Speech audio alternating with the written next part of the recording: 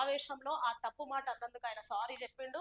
అట్లనే అనసూయ అండ్ చిన్మయి ఇంకెవరైతే ఆడవాళ్ళు ఇలా మాట్లాడుతున్నారో వాళ్ళేందంటే గుమ్మడికాయలు దొంగ ఎవరంటే భుజాలు తడుముకున్నట్టు ఎక్కువ ఆమెనే సోషల్ మీడియాలో వైరల్ అవుతుంటది కాబట్టి ఇలాంటి బట్టలు ఆమెనే ఎక్కువ ధరిస్తది కాబట్టి అందుకే ఆమె ముందుకు వచ్చిందేమో అని నేను అనుకుంటున్నా.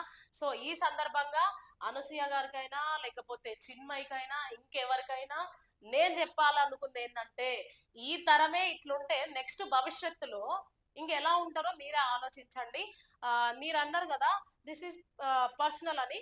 ఇది పర్సనల్ అయితే అది మీ ఇంటి వరకు పరిమితం ఉండాలి, బయట వరకు కాదు అని చెప్పేసి ఈ సందర్భంగా నేను తెలియజేస్తున్నా. అట్లనే నాగబాబు అన్నారు ఒక తండ్రిలాగా, ఒక అన్నలాగా, ఒక తమ్ముడిలాగా నేను మీకు సపోర్ట్ ఉంటా అని.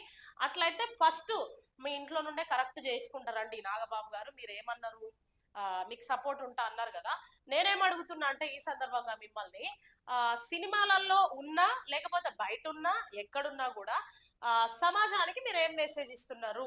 ఈ సాంగ్ లో ఉన్న లిరిక్స్ ని మీరు తీసేయండి, లేకుంటే ఆ సాంగ్ ని బ్యాన్ చేయండి.